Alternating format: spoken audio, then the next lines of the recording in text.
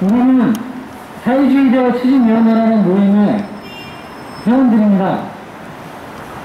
오늘 여기서 우리는 우리들의 삶을 짓누르고 있는 문제, 주거 문제와 일자리 문제에 대해서 얘기하고 그 해결책을 제시하고자 합니다. 높은 전월세 가격과 치솟는 집값으로 노동자 서민들은 끊임없이 고통스러워하고 있습니다. 2017년 5월부터 2020년 7월까지 서울 지역 아파트 실거래 지수는 55.6%로 상승했고, 올해 1월 14일 현재 서울 지역 전세 가격은 81주 연속 상승하고 있습니다. 그러면 이 높은 전월세 가격과 치솟는 집값으로 누가 이득을 보고 있을까요? 2019년 통계를 보면 부동산 임대업자 상위 0.1%가 신고한 임대소득이 무려 1조 132억 원이라고 합니다. 개인적으로 9억 3천만 원씩 벌어들였다는 얘기입니다. 같은 해 11월 통계를 보면 집을 5채 가진 사람의 수가 11만 8천 명이라고 합니다.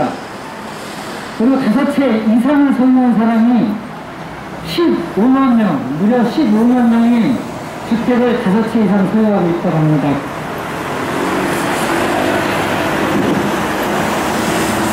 (2008년에서) 2018년까지 신규주택, 공급된 신규주택의 55%를 다주택자들이 가져갔다고 하고요.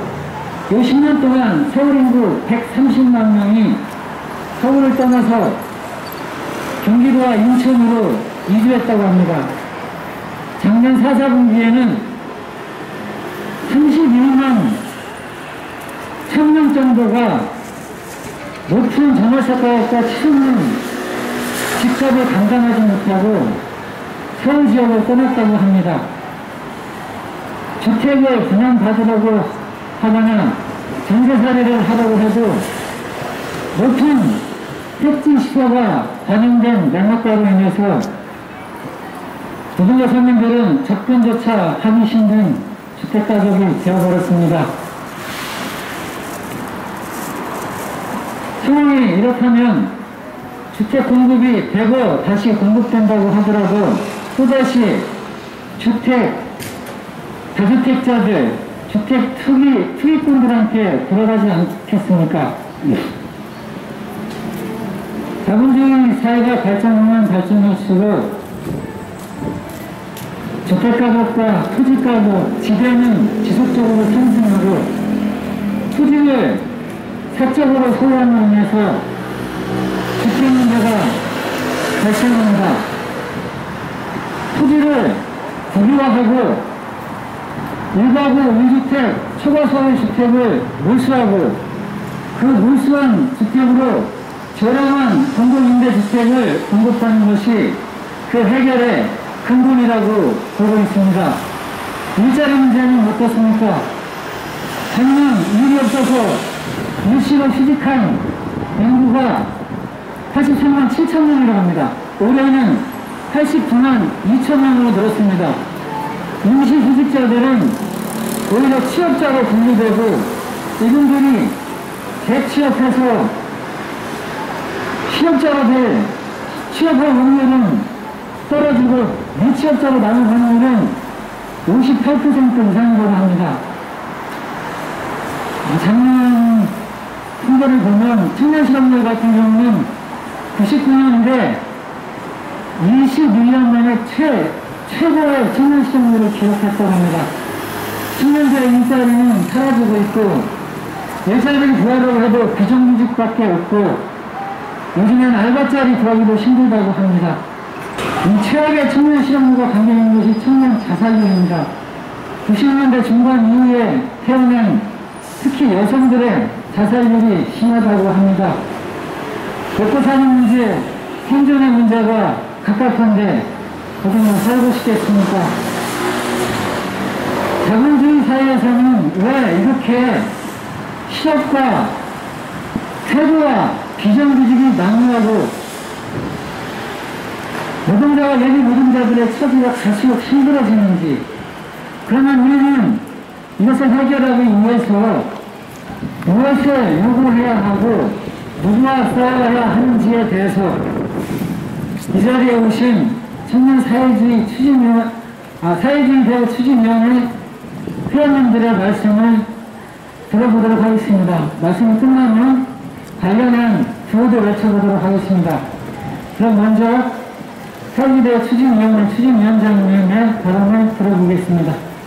네, 서울 시민 여러분 반갑습니다.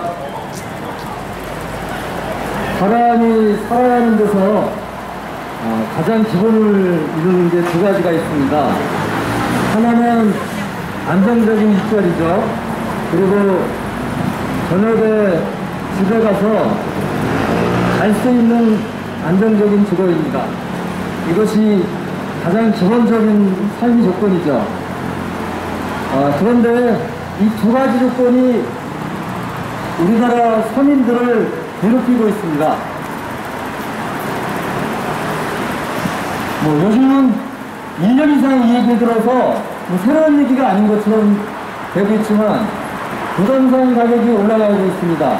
올라가는 정도가 아니라 폭등하고 있죠. 그래서 전월세 가격도 폭등하고 있습니다. 세금가 늘고 있습니다. 시집도 늘고 있습니다. 더욱더 절망적인 것은 청년들이 사회로 나오는데 새로운 일자리가 늘지 않고 있습니다. 이것으로 삶은 점점점 고달퍼지고 있습니다. 네, 저희가 몇 달 전에 한 10월경에 여기 와서 신림사거리에 여기를 와서 주거문제 선전전을 했습니다. 약 5개월 전인데요. 그때도 말씀을 드렸듯이 우리나라 사회는 지금 불평등이 점점점 심해지고 있습니다. 같은 나라에 살고 있지만 점점 그 격차가 심해져서 같은 나라의 국민인지 의문이 들 정도입니다. 근데 여기서 이 불평등을 가장 심화시키는 원인이 무엇입니까? 다 알고 계시죠? 부동산 가격 폭등입니다. 조금 전에 사회자께서 구체적인 통계 숫자까지 말씀하시면서 그 상황을 말씀해 주셨는데 3년 동안에 서울 아파트 값이 50% 이상이 올랐습니다. 가령 한 6억짜리 아파트가 있었으면 지금 9억이 됐다라고 하는 것입니다. 그리고 최근에 전월세 가격, 전세 가격이 엄청나게 올랐는데 그 전세 가격이 4년 전에 매매 가격에 이르렀다고 합니다. 그러니까 4년 동안에 지금 전세를 가지고 4년 전에는 집을 살 수 있을 정도였다고 생각할 정도로 전세까지 올랐습니다.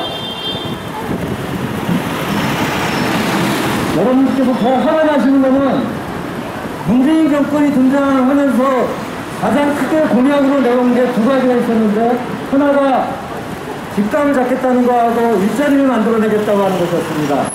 그런데 두 개가 다 안 됐습니다. 특히 부동산 가격, 집값은 너무 올랐습니다.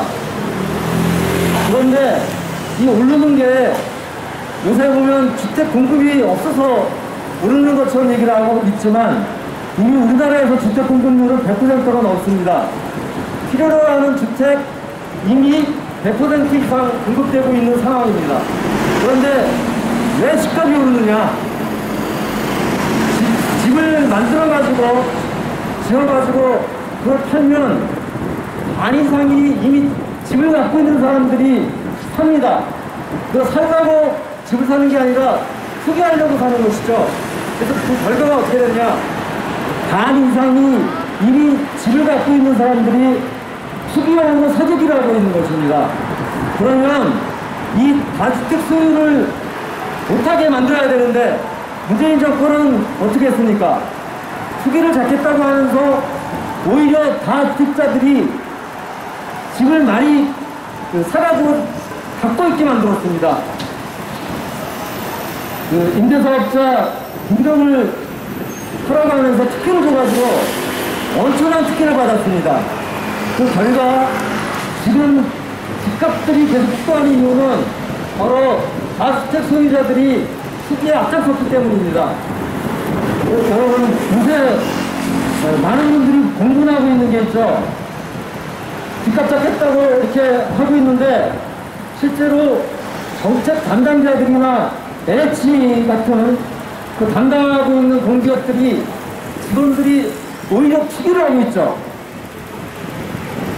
고위 공무원들이 다주택 소유자일 뿐만 아니라 아예 이런 문제를 해결하고 만든 공기업의 직원들이 투기에 앞장서고 있습니다.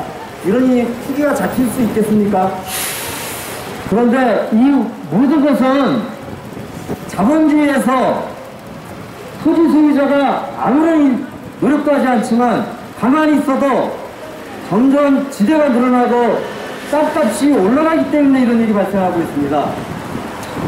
여러분, 제가 저번에도 통계 숫자를 한번 말씀드렸는데 GDP라고 하는 게 있죠. 1년에 국민들이 생산하는 게 있는데 이것과 부동산 소득을 대비했더니 지난 10년 동안 무려 37.1%라고 합니다. 이 통계 숫자로만 얘기하면 시간이 안 가는데 이게 뭘 얘기하냐. 뭔가 소득을 만들어내면 부동산 소유자들이 40%를 차지한다는 얘기입니다. 가만히 있으면서 떼돈을 벌고 있는 것이죠. 이게 정상적인 사회입니까? 거의 미친 짓이라고 할 수 있습니다. 이렇게 되니까 부동산 소유자들은 땅집과 연치듯이 가만히 있어도 점점점 부가 늘어납니다. 하지만 부동산을 소유하지 못한 사람들은 높은 전월세 가격에 소득해야 되는 것입니다.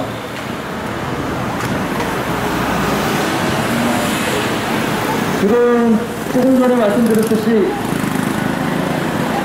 LH 공사에 있으면 땅값 동향을 가장 잘 알게 되죠. 그걸 평생 동안 일을 했으니 얼마나 잘 알겠습니까?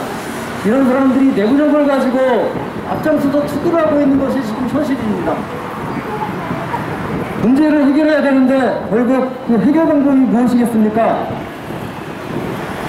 간단한 대책이 있습니다.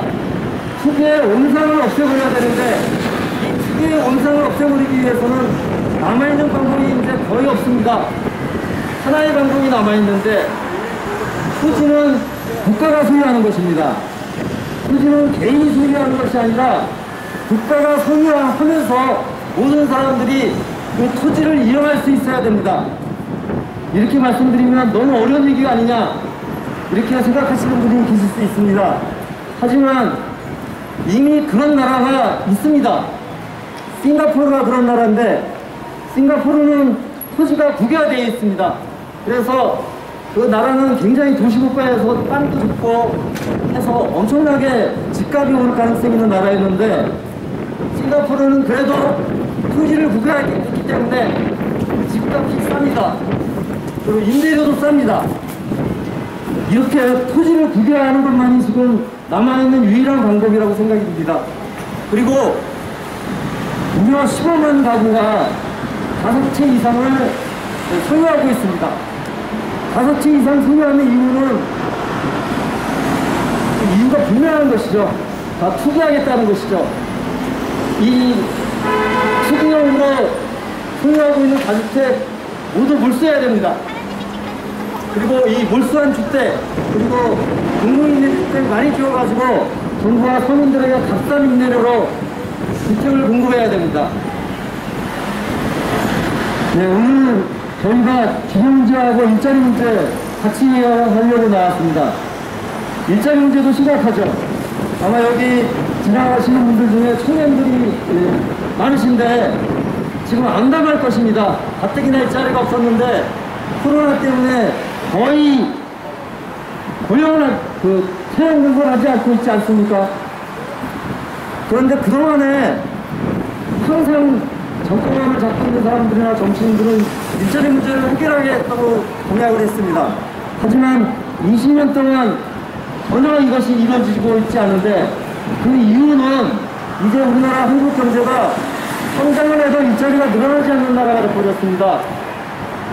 고용계수라고 하는 게 있는데 15기 매출이 늘어나면 몇 명이 고용되느냐 뭐 이런 숫자인데 이 숫자가 계속 줄고 있습니다. 특히 성장을 주도하고 있는 컴퓨터나 전기, 전자 이쪽에서 엄청나게 줄고 있습니다. 그래서 옛날에는 15기 늘면 10명을 고용하던 것이 1명 정도를 고용하는 정도로 줄고 있습니다. 이렇게 되면 어떻게 되겠습니까? 일자리가 늘어날 수가 있겠습니까?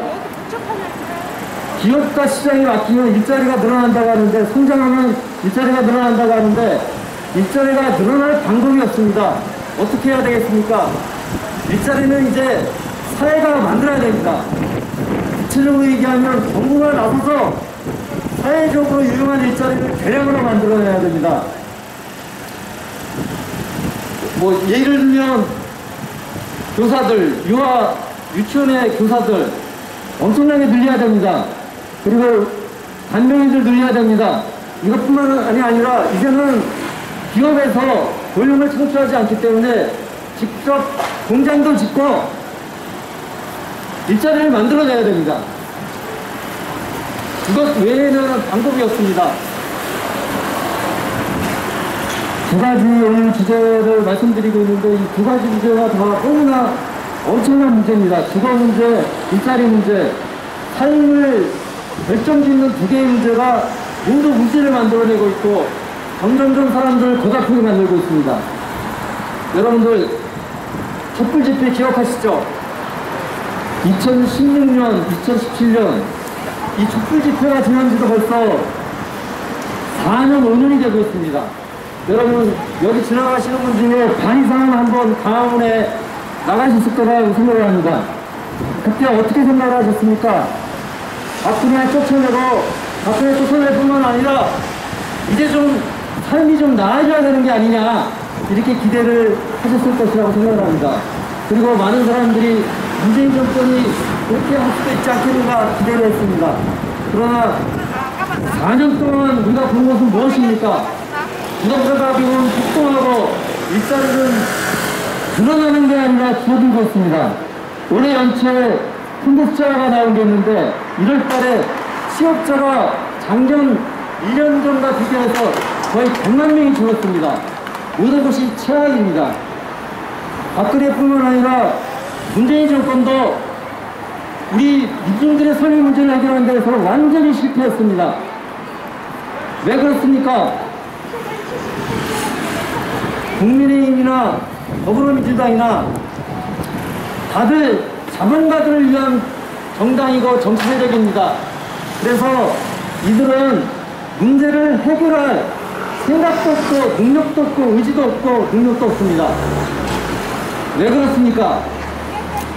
여러분들 그동안에 기득권 세력 부르면 박근혜나 이런 세력들을 기득권 세력이라고 생각을 했습니다. 근데 여러분들이 4년 동안 경험을 해보셨지만 더불어민주당도 기득권 세력 아닙니까? 여러분 다 기득권 세력입니다. 이 기득권 세력들은 문제를 해결할 생각이 없습니다. 어떻게 해야 되겠습니까? 서민들, 우리 민중들이 나서서 싸워서 우리의 권리를 쟁취하고 세상을 바꿔내야 됩니다. 저는 정말로 지금이야말로 제2의 촛불 집회가 필요한 시기라고 생각을 합니다. 우리 서민들과 민중들이 숨지 말고 거리로 나서서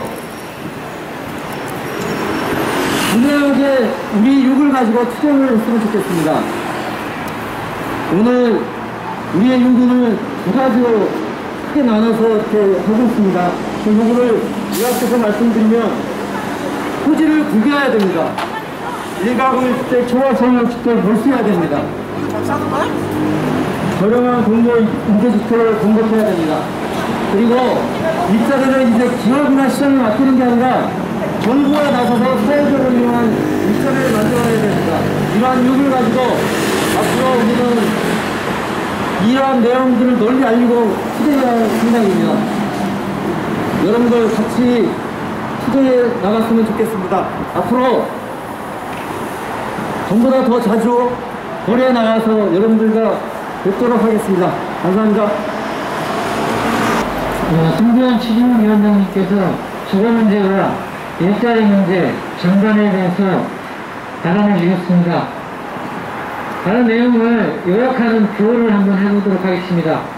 마지막 구호는 3번씩 좀 따라해 주시기 바랍니다. 제가 토지를 국유화하라 하면 국유화하라, 국유화하라, 국유화하라로 이렇게 타답해 주시면 되겠습니다. 토지를 국유화하라! 1가구 2주택 초과소유 주택을 몰수하라! 몰수한 주택으로 저렴한 공공임대주택을 공급하라!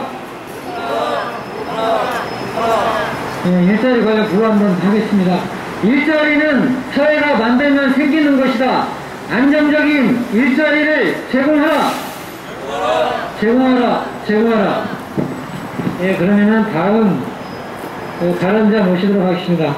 박중규 추진위원님 발언해 주시기 바랍니다. 네, 거리를 지나시는 시민 여러분 반갑습니다. 저는 사회주의 대우 추진위원회에서 활동하고 있는 박준규라고 합니다. 그리고 패스트푸드점에서 노동하고 있는 노동자이기도 합니다. 제가 일하던 곳이 지금 패스트푸드점인데 2012년에 처음 들어갔습니다. 2012년, 지금부터가 한 9년 전인데요. 9년 전에 처음 들어갔을 때 제가 일하던 매장이 50명이 근무를 하고 있었습니다. 전부 다 합쳐서 한 50명 정도 됐는데요. 지금은 모든 시간대 다 합쳐서 몇 명이 근무하고 있냐면 한 20명 정도밖에 없습니다. 그 9년 동안 사람이 절반 이하로 줄어든 겁니다. 예전 같으면은 2~3명이서 하던 일을 그래서 지금은 혼자서 하고 있습니다. 그래서 일이 두세 배로 힘들어졌죠. 그래서 인원을 늘려달라고 계속 이렇게 얘기를 하고 있는데도 아무도 듣지 않고 있습니다. 그래서 근처에 있는 비슷한 지역에 있는 매장들이 어떻게 요새 하고 있나, 사람 얼마나 뽑고 있나 이런 걸 제가 봤더니 모든 매장들이 그 3개월에서 6개월만 일할 사람들, 그렇게 단기간만 일할 사람들만 뽑고 있었습니다. 잠깐 쓰고 버리겠다라는 그런 심산들입니다. 그런 식으로 하면서 매년 연초만 되면은 뭐 최저임금이 올랐다느니 물가가 올랐다느니 이러면서 사람들의 근무 시간을 당사자들 동의 없이 일방적으로 막 삭감을 합니다. 그런 식으로 근무 시간을 일방적으로 삭감하고 나면은 월급이나 이런 것도 당연히 삭감이 됩니다. 그러면서 인원은 전혀 늘리지 않고 그대로 갑니다. 그래서 8시간, 예를 들어 8시간에 하던 일을 6시간 만에 끝내야 되는 식으로 돼가지고 일은 이전보다 더 힘들어집니다. 그러고도 한 달에 받는 월급 총액은 뭐 그대로이거나 줄어들거나 이런 식입니다. 이런 식인데도 우리가 울며 겨자 먹기로 계속 일을 해야 되는 이유는, 이런 상황을 감내하면서 계속 일을 해야 되는 이유는 먹고 살기 위해서죠. 길바닥에 나앉지 않기 위해서입니다. 길바닥에 나앉지 않기 위해서라고 하니까 참 주거 문제 이런 걸 생각하지 않을 수가 없는데, 버는 돈의 대부분이 사실 집세나 이런 걸로 다 나가고 있습니다. 옛날에 저 어렸을 때 한 초등학교 다닐 때가 한 90년대였는데 90년대에 어땠는지 한번 좀 떠올려보면은 그 당시에 저희 부모님들 말씀하신 거 들어보면은 이제 자 열심히 돈 모으면은 서울에서 그래도 작은 집 한 채 정도는 살 수 있다 이런 식으로 얘기를 했었습니다. 근데 요즘 청년층은 그런 게 불가능합니다. 옛날에 저 어렸을 때 90년대 때 그때 부모님들 얘기하셨던 걸 이렇게 떠올려 보면은 그 당시에 서울에서 직장인들 월급이 한 100만 원대 정도 됐던 것 같습니다. 그리고 집값이 한 2억 정도? 2, 3억 정도 그렇게 했던 것 같습니다. 한 4억 정도만 해도 그 당시에 저희 부모님들이 그 집 되게 비싸다라고 이런 식으로 말씀하셨던 걸로 기억합니다. 근데 지금은 어떻습니까? 직장인들, 정규직들 초임이 한 200 정도밖에 안 됩니다. 그리고 저 같은 아르바이트 노동자들, 제가 이제 일주일에 한 3일에서 하루 8시간에서 24시간 이렇게 근무를 하는데 제가 한 달에 한 100만 원 정도밖에 못 봅니다. 그러니까 지금 정규직들이 소득이 한 2배나, 아니 2배도 아니고 1.5배 정도밖에 안 올랐다는 소리죠.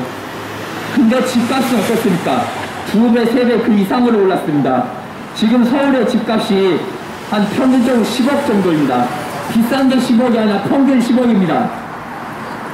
그래서 요즘 청년들은 자기 집 산다는 거 꿈도 못 꾸입니다. 독립은 아예 꿈도 못 꾸고요. 독립하려고 해도 고시원 같은 한 명이 겨우 올 수 있는 수준의 그런 데밖에는 못 삽니다. 그런데도 월세가 한 달에 한 3, 40 정도 됩니다. 괜찮은 원룸 한 60 정도 됩니다. 월급 받으면 그런 데로 다 나가야 되죠. 그럴 때마다 저는 생각합니다. 한 달에 받는 월급 총액 삭감 없이 노동시간 줄이고 일하는 사람도 더 늘리고 그러는 게 정답 아니겠는가라고. 그러면은 일도 뭐 덜 힘들어질 것이고 오히려 편해질 것이고 뭐 하루 종일 인력이 비거나 부족한 시간 같은 거 없이 넉넉하게 사람을 배치할 수도 있게 될 것입니다. 그러고도 또 일찍 퇴근할 수 있게 돼서 삶의 질은 더 윤택해질 것입니다. 그래서 임금 삭감 없이 주 30시간으로 노동시간 단축해서 일자리 나누기를 해야 됩니다. 그런데 개별 기업자한테 이런 거를 하라고 하면은 아무도 안 합니다. 왜냐하면 자본은 이윤을 늘리는 게 목적 아닙니까? 그래서 최소한의 인원도 최대한을 뽑아내려고 항상 그렇게 굽니다. 그래서 사회가 해야 됩니다. 사회가 임금 삭감 없이 노동시간 단축해서 일자리 나누기를 하려고 할 때 오히려 다양한 상상이 가능하고 다양한 방법이 나올 수가 있다고 생각합니다. 예를 들어서 국유화를 통해서 그런 일자리 나누기를 한다거나 하는 식으로 말이죠. 그래서 임금 삭감 없이 노동시간 단축하고 그 일자리를 나누고 하는 것들을 사회가 해야 됩니다. 그리고 우리가 변동에 더 이상 아무것도 하지 않고 그냥 있는 집주인이나 땅주인들한테 월세로 나가는 식으로 하지 않기 위해서 토지를 국유화하고 일가구 1주택 초과소득을 몰수해서 저렴한 임대주택으로 공급을 해야 됩니다.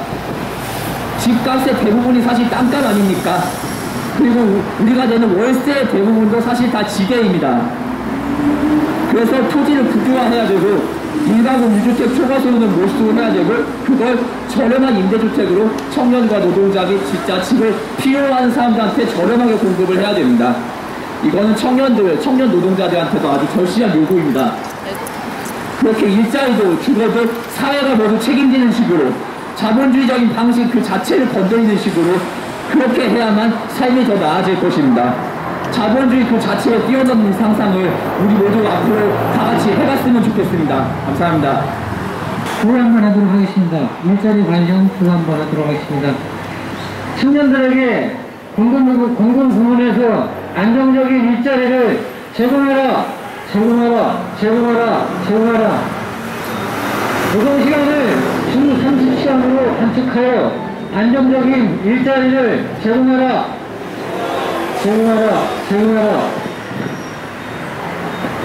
네, 그리고 주장하신 내용 중에 저렴한 공공임대주택, 청년들에게 저렴한 공공임대주택을 공급하라는 절실한 요구도 있었습니다.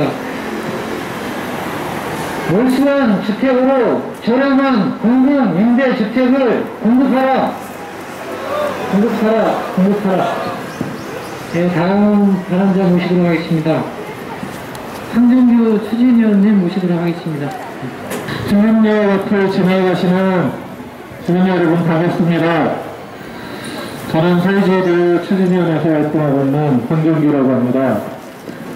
앞서 두 분께서 일자리 문제와 주거 문제에 대해서 이야기를 해주셨습니다. 지금 우리가 살아야 하는데 가장 심각한 문제가 주거 문제와 일자리 문제입니다.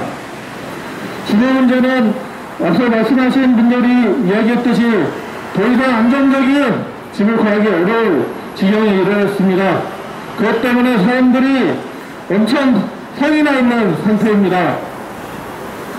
일자리 문제로 돌아오면 지금 우리 사회는 1년다운 삶을 영위할 수 있게 해주는 안정적인 일자리가 한없이 부족합니다. 그래서 많은 사람들이 제대로 된 일자리가 아닌 불안정한 일자리, 위험한 일자리에서 일할 수밖에 없습니다. 지금 젊은 사람들이 어디 가서 일하려고 해도 일할 수가 없어서 구직을 포기하거나 아니면 겨우겨우 알바를 구하기라고 했습니다. 특히 최근 코로나가 유행하면서 쿠팡과 같은 물류업체에 알바를 하고 있습니다.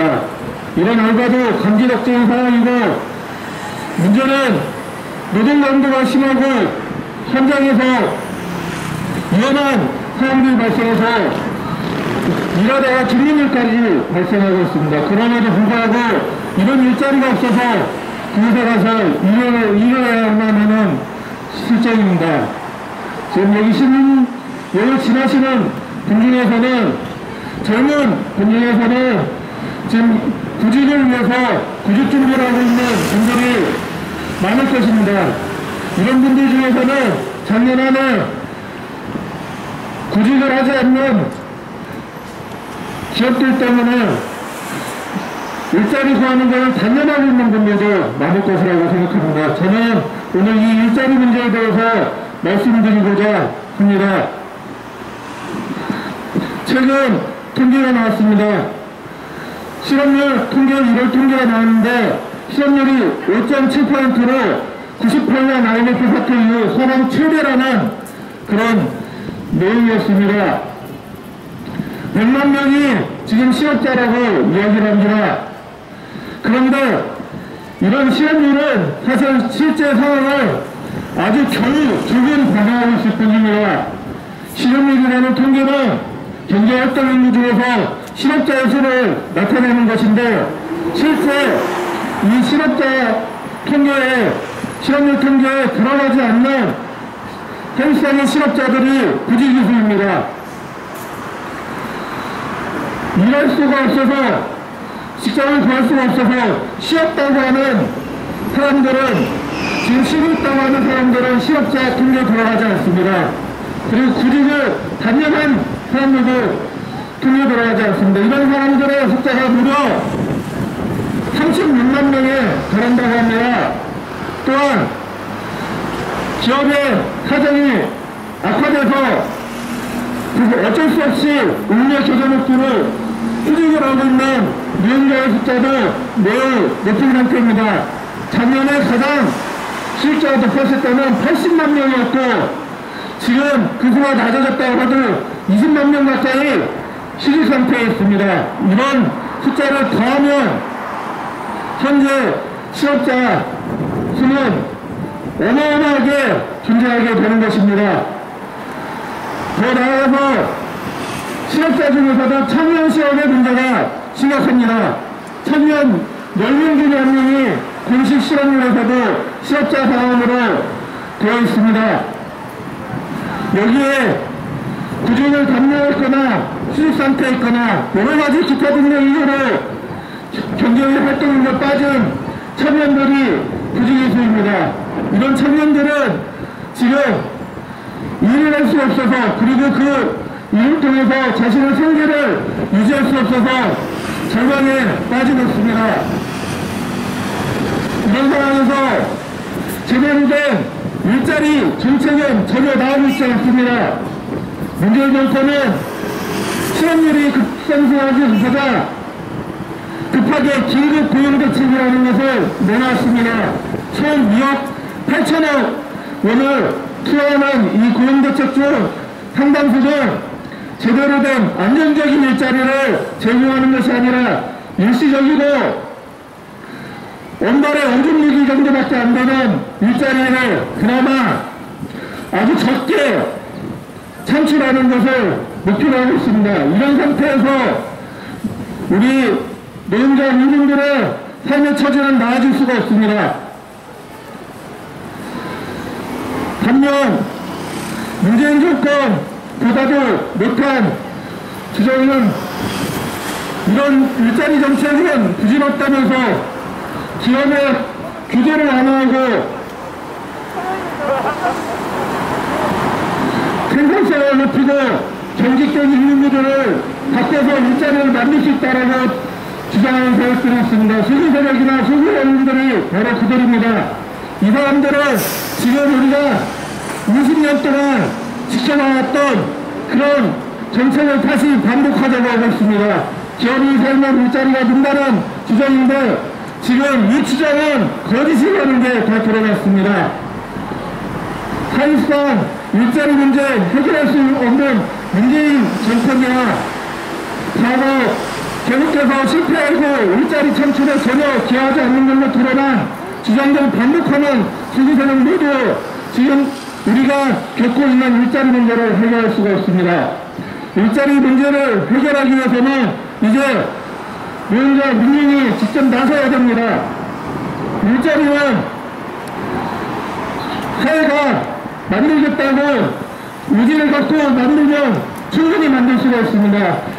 이미 많은 곳에서 그 일자리를 만들 수가 있습니다. 사회 공급 영역에서 많은 일자리를 만들 수가 있습니다. 그러나 이런 시도들을 어느 정치를 했다 하고 있지 않습니다. 그렇기 때문에 우리는 지금 이 자리에서 일자리를 사회가 만들면 만들 수 있다. 그리고 일자리를 만들어라 주장하며 오늘 이 집회를 하고 있습니다. 이제 일자리 문제는 가만히 어느 정치 세력이 해결해 주기를 기다려서는 해결할 수 없는 상황입니다. 여기 계신 노동자 서민들이 나서서 일자리 만들려고 요구하고 싸워야 될 때입니다. 앞서서 성경치기위원 장님께서 제2의 촛불 집회가 이제 필요하다라고 했습니다. 이제 그런 투쟁이 필요합니다. 우리가 나서서 일자리를 창출하기 위한 투쟁을 해나가야 됩니다. 그런 투쟁 만들었으면 좋겠습니다. 감사합니다. 한동규 시의원님께서 주거 및 일자리 관련한 발언을 구체적인 사례를 들어가면서 주장하셨고 일자리 문제는 사회가 만들면 생기는 것이다. 안정된 일자리를 책임 있는 국가가 제공하라. 이런 주장을 하셨습니다. 구호함당하도록 하겠습니다. 일자리는 사회가 만들면 생기는 것이다. 안정적인 일자리를 제공하라. 제공하라. 제공하라. 제공하라. 모든 해고를 금지하고 안정적인 일자리를 보장하라. 보장하라. 보장하라. 보장하라. 다음 발언은 대전에서 오셨습니다. 황정원 우리 추진위원님 모시고 발언 들어보도록 하겠습니다. 네, 신림역을 지나시는 시민 여러분 반갑습니다. 저는 대전에서 올라온 20대 후반의 아르바이트 노동자입니다. 코로나19가 온 나라를 헤집어 놓은 지도 벌써 1년이 지났습니다. 그 사이 우리들의 삶이 굉장히 나빠졌습니다. 하지만 생각해보면 코로나 이전에도 일자리 문제 그리고 직장 문제는 우리들의 삶을 좀먹어왔던 것 같습니다. 모두가 하나같이 코로나19가 문제라 하지만 사실은 그렇지 않았던 것입니다.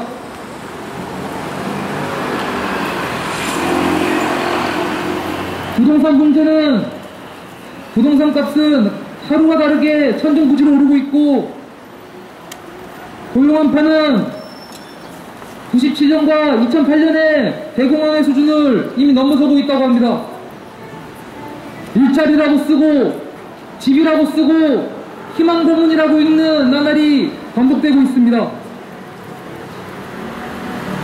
이런 상황에서 특히나 비정규직 노동자들이 피해에 직격탄을 맞았다고 합니다. 하지만 비정규직 문제 어떤 정권도 해결하지 못했습니다. 비정규직 문제는 이제 드라마의 소재로도 나올 정도로 궁금해졌지만 누구도 해결하지 못하고 있는 게 현실입니다. 일터에서의 온갖 차별 속에 언제 잘려나갈지 모를 불안 속에 언제 죽거나 다칠지 모를 공포 속에 비정규직들 내몰려 있습니다. 비정규직이라서 차별받았고 비정규직이라서 잘려나갔고 비정규직이라면서 죽었다는 얘기는 이제 너무나 공공연한 이야기입니다. 때문에 문재인 정권 집권 초기부터 비정규직 제로사를 만들겠다 했습니다. 하지만 결과는 어땠습니까? 초기롭게 밀어붙였다가 비정규직 정규직화는 자회사를 통한 정규직화, 한마디로 뻥규직화였습니다. 한가지 통계가 나왔습니다.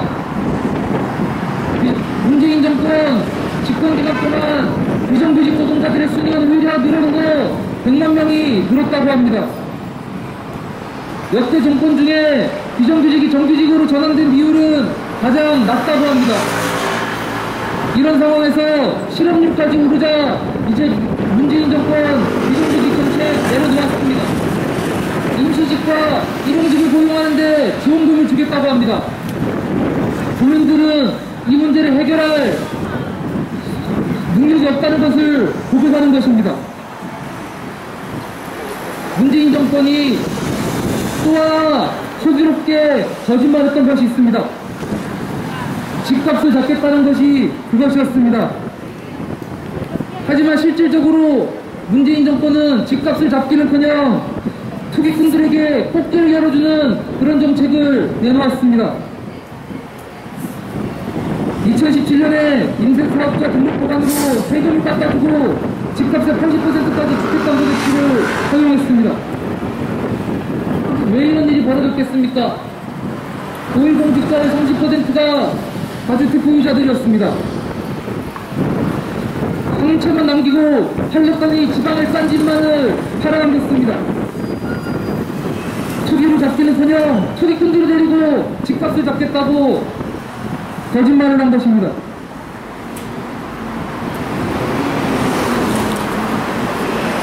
얼마 전 나온 통계에선 일반적인 노동자의 평균 임금을 100% 저축해야 36년 만에 내 집을 마련할 정도로 주거 문제 심각하다고 합니다. 비정규직 노동자들 그 절반도 못 받는 경우가 허다합니다. 이런 노동자들에게 집은 희망 부분에 다르지 않습니다. 앞서서 비정규직 문제와 주거 문제를 이야기했지만 이 두 문제의 뿌리는 똑같이 자본주의입니다. 비정규직이 좋다고 계속 써야 된다고 주장하는 건 이윤에 미친 자본가들 뿐입니다. 사람들은 쫓겨나는데 집값을 나서 좋다고 박수치는 것은 토지 소유자, 다주택 보유자들 뿐입니다. 그래서 우리들의 삶이 어떻습니까? 일터에서는 사장에게 쥐어짜이고 집에 와서는 집주인에게 찔뜯기는 것이 우리의 삶 아닙니까?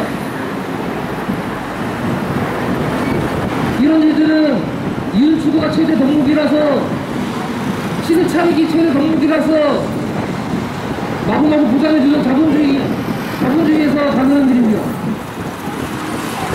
신림용을 지나치는 시민 여러분, 우리 더 이상 쥐어짜이지 맙시다. 우리가 사장들 돈 벌어주려고 일하다가 딸려나가는 건 아니지 않습니까?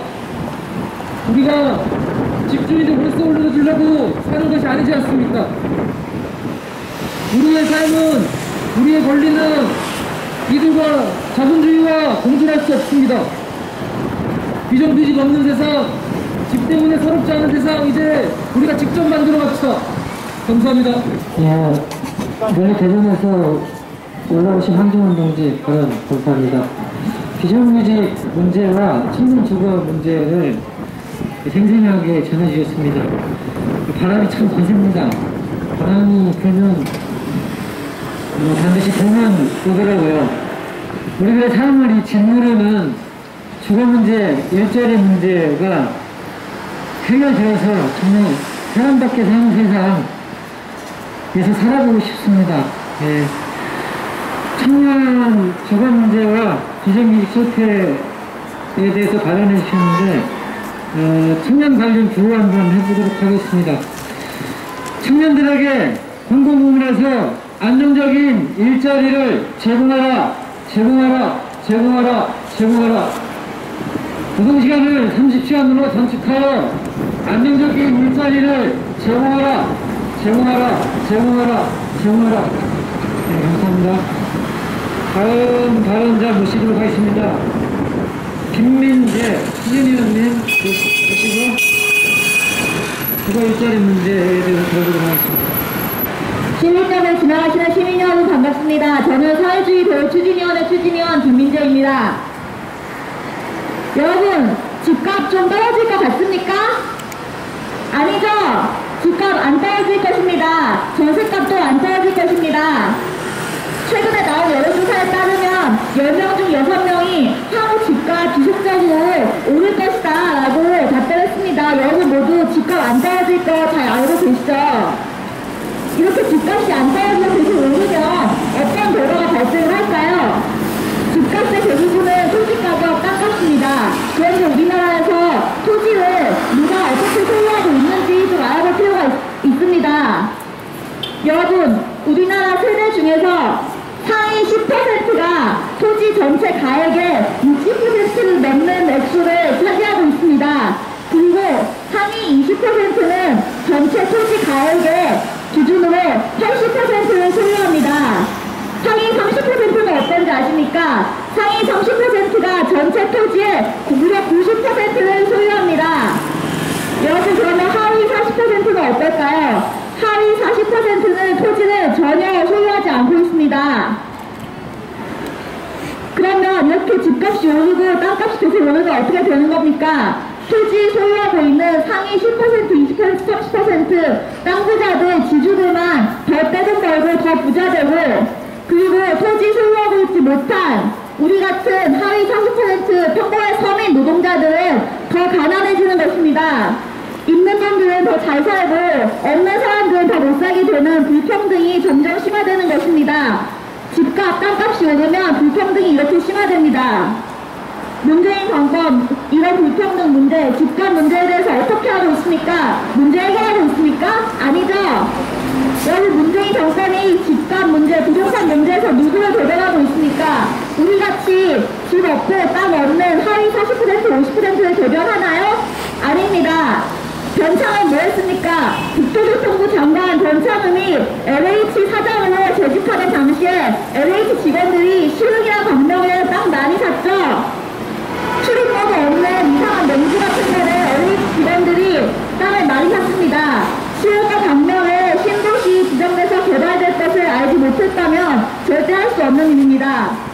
국토교통부 변창흠 장관 LH 사장으로 재직 시절에 LH 직원들 대거 투기했습니다. 이렇게 문재인 정권의 실체는 다주택자들의 이해를 대변하고 지주들의 이해를 대변한다는 것입니다. 네, 그러면 우리 어떻게 해야 되겠습니까? 문재인 정권에게 부동산 문제 해결 맡겨놔야 되겠습니까? 그렇지 않습니다.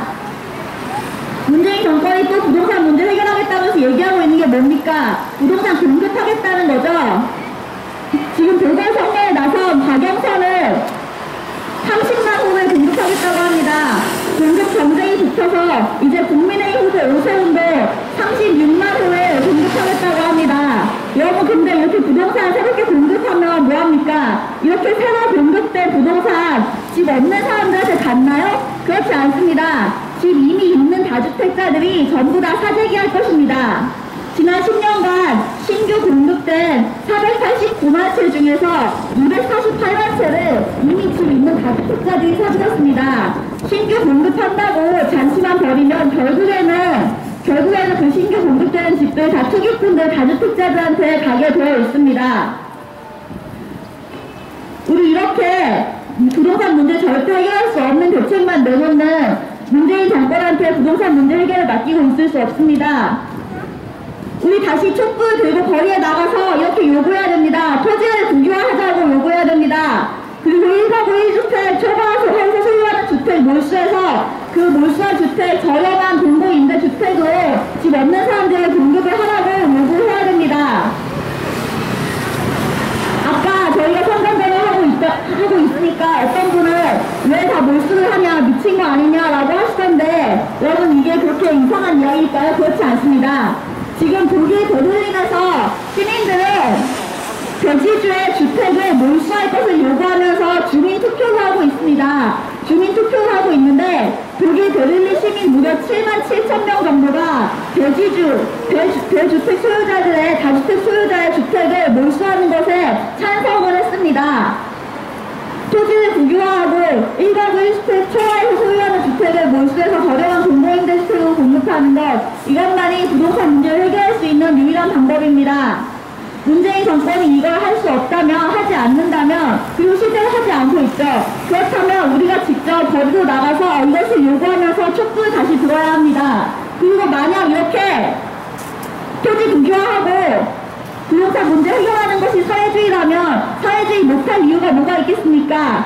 부동산 문제 해결하고 주거 문제 해결해서 우리 집 없는 사람들도 인간답게 살 수 있도록 하는 게 사회주의라면 우리 사회주의 해야 한다고 생각합니다.